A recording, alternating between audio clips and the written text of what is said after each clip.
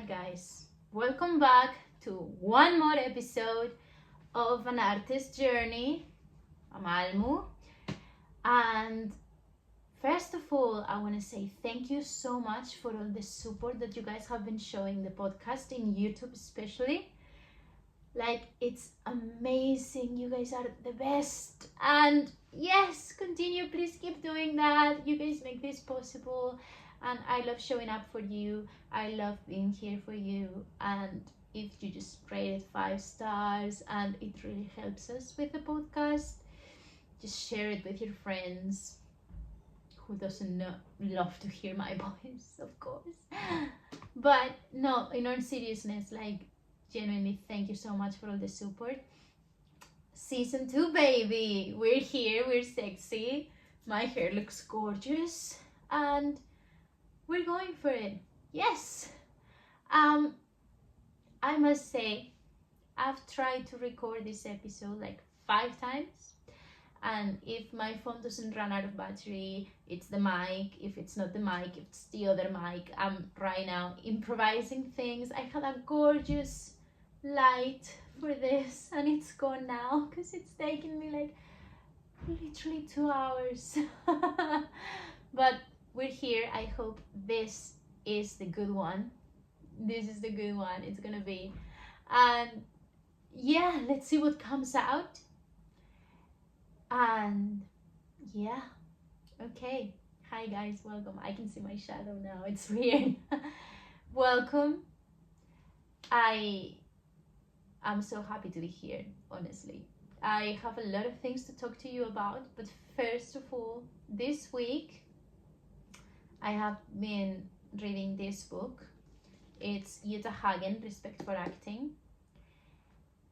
If you're an actor, you've heard about this book, but it's curious now. I'm a firm believer that everything finds us when it's meant for us, because with this book, it was on my to read list back in university, and I bought it because they were saying, wow, it's amazing, you should completely read this, it's gonna change your perspective in life and in acting and if everything. And okay, I bought it, and I never got around to finish it and read it properly. And then a year after that, or 2 years after that, I was taking different acting classes, and another teacher told me, you should read this. And I was like, yeah, I have it, but I've never gotten to read it.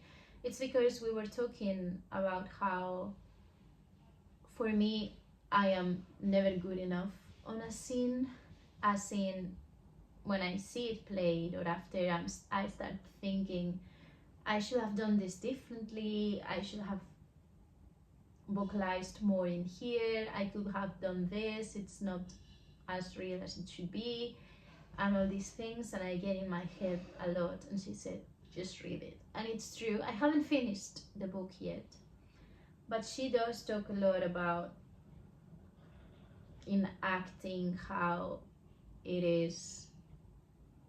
has to be good for you, and it has to serve the play and everything. And it's very interesting. And if you're going through something like that, at that time I was quite depressed, to be honest. When I was taking this class, I was going through a lot of things and all the emotions and everything, and it wasn't really, the academy as it is wasn't for me.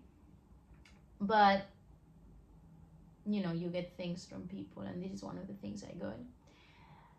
It's beautiful how she explains everything. If you're going through something similar, I completely recommend it.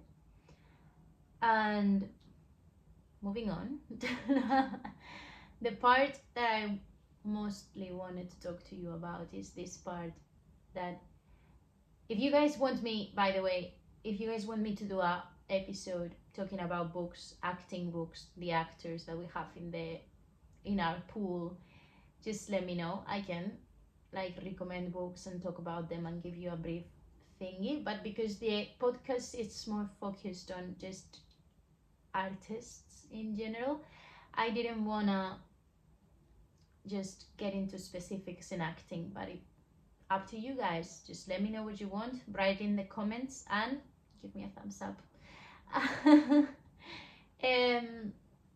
Anyway, she's explaining how an artist or an actor should have complete control over their voice, over their body, over their tools that you have when you're in a scene and you need to have your body available for whatever the job is gonna require of you, and mentally stable as well. She talks about it during some point, but it got me thinking, and I said she's completely right. Like, she said you need to form yourself in fencing, have voice coach, acting coach, your body should be trained. And I was like, yeah, she's right. And I started thinking, yes, I want to be in the West End. What happens in the West End? You have 6 days a week that you're working, you're doing 8 shows a week. It's very demanding physically and mentally.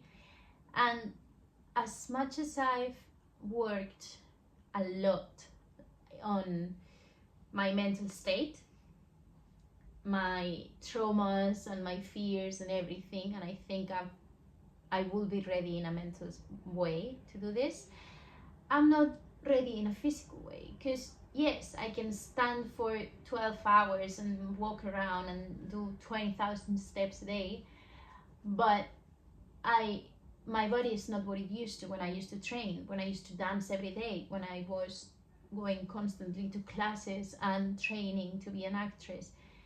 It's not the same. And I said, yeah, okay, I want this. What am I gonna do? Train. Now I'm training 6 days a week. I'm training everything: resistance, strength, flexibility, agility, everything. I don't know if those are the names in English, but I think you get what I mean. I hope. So that's how I've started this week. I was like, I called my sister, she's a personal trainer. Palo, get me to this point. I want to be ready for this. And it's great because even though when you're working in hospitality, or you've left hospitality but you're doing gigs and video clips 10 hours and you're recording 4 hours, and then the next day you have to wake up early to go to a class and then do this and then do this, and you don't have the time to do this. But it's keeping your instrument on course, let's say. It's completely up to you.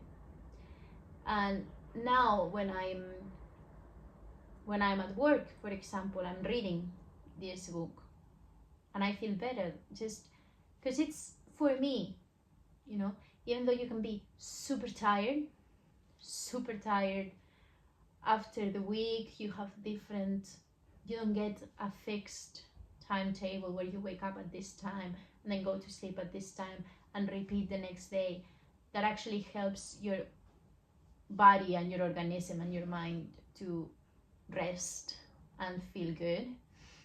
And you're constantly tired and you need to take care of yourself. You end up having your days off just as days off, as you don't do anything. I will be like, just with food I brought from work, just cook it, watch videos, talk to my family, talk to my friends, maybe go out sometimes, and that's it. That's all you do. And I get it, but now that I've started doing this, I am less tired, even though everything hurts. My whole body hurts from the training, and my mind is constantly like, wow, too much information. I have more energy, I'm more vital, I'm happier, and more importantly, I can see it happening and I'm more motivated to get there. And that's the main thing. You don't have motivation because you jump from one thing to another and you never actually remember what it is to make art. If you're doing these gigs, these day jobs, or these projects that are just like 1 hour, we do this, we record, we go home, that's it, bye, and no one cares about the result. It's something as well that she talks about in the book. It's about the art, about the play, about transmitting something. It's not as much as just we're getting away from what it is supposed to be and not focusing on what it is. And what it is something beautiful, and it's why we all fell in love with art in the first place. And later I'm gonna read you a quote from the book, but for now it's about creating and being happy with what you're doing. And learning is something that can always makes you, feels you more than just going to do a video clip for someone else's song, and or do an extra job or go to your day job or whatever. It feels you more, it makes you better, you feel more achieving, you can get farther, and it's great. So as much as I know it's hard, it's very hard, because it's taken me a long time. Like, I have been thinking about it and I've been manifesting it, and I've been like, yeah, this is what I want, I know I'm gonna get it.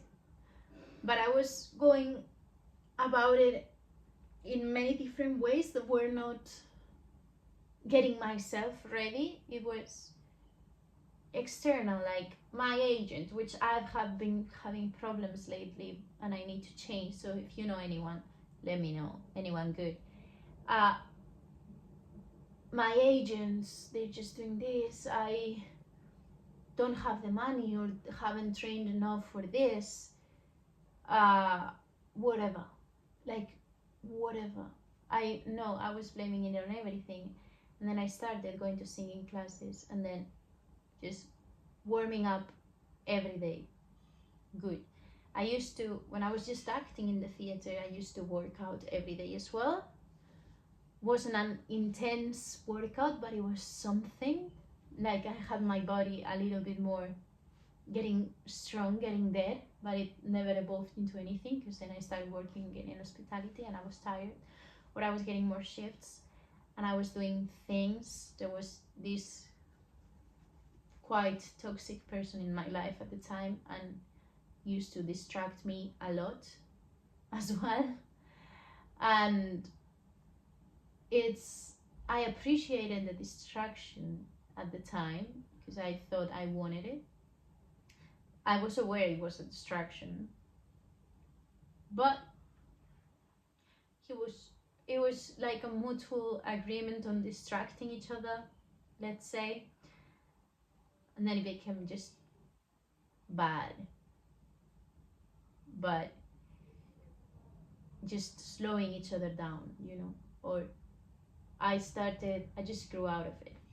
Anyway, that you can do as well, like maybe you start doing something and you grow out of it, or people around your life, you grow out of them, and when you evolve like this and you focus and you start changing yourself and improving yourself, you're gonna lose people.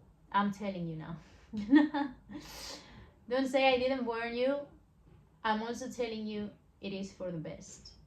Like, the ones that stay are the real ones.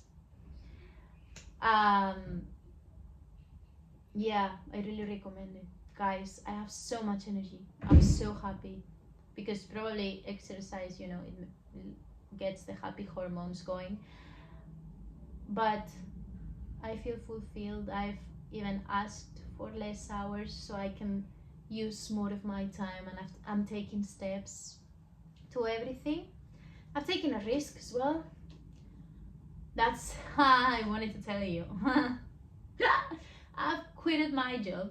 Not quitted, I mean my 2 weeks off. It was a seasonal job. I'm working at the Globe in food, serving coffees.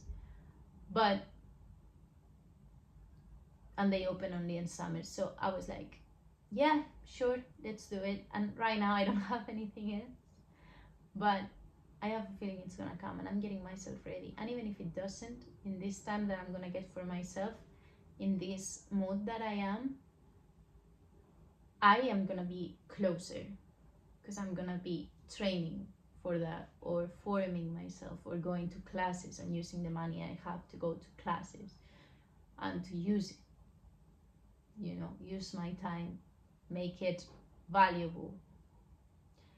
Because then I've always seen this post of, don't compare yourself.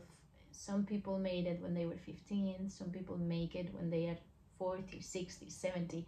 It's never too late, and your road is your road, and you'll get there when you're ready. And there's nothing bad in that, and I completely agree. But there's also this point of, at some points in my life, I've been at the point where I'm just procrastinating because it is my own rhythm, and it's not. I can take it. I can go harder, and I can go strong. I'm sure you can too. And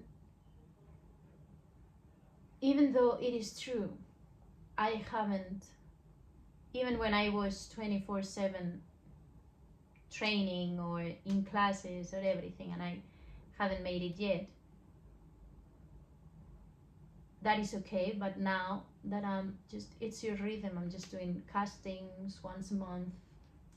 I don't have the best agent, it's true, but we'll get there. I'm searching, watch out. But it's about bettering yourself and actually moving forward, even when you're seemingly not moving forward. You know what I mean? You gotta be ready for it.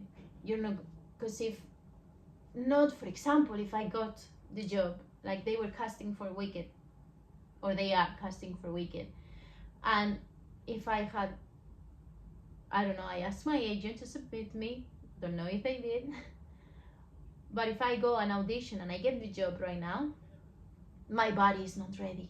It's not gonna be able to take it. It will, though. Like, I'm 10 steps closer. If I started next week right now, my body will suffer, but not as much as if I had started a week ago. Closer and closer and closer. You know what I mean? I don't know why I'm talking about this. But anyway, I told you I was gonna read you a quote, and I really want to, because I found it the other day. It's from the book Jutta Hagen, Respect for Acting. And actually, it's not hers. She's quoting Stanislavski, and this quote says, "Love the art in yourself, not yourself in the art." And this talks about ego. She was talking about ego and how much actors love to get, for example, it's more, people focus more in getting an applause, like an standing ovation, and that is good. Oh, we're in the dark now. That's wonderful. And that is good, but it's not as good as, for example, getting them to weep and to actually feel. Since my light just turned off, I'm gonna leave it here because it's getting creepy. And thank you again, guys. Love you all. Please keep supporting the podcast. You are amazing. Thanks to you, we're here, and thank you for all the support. Send it to your friends.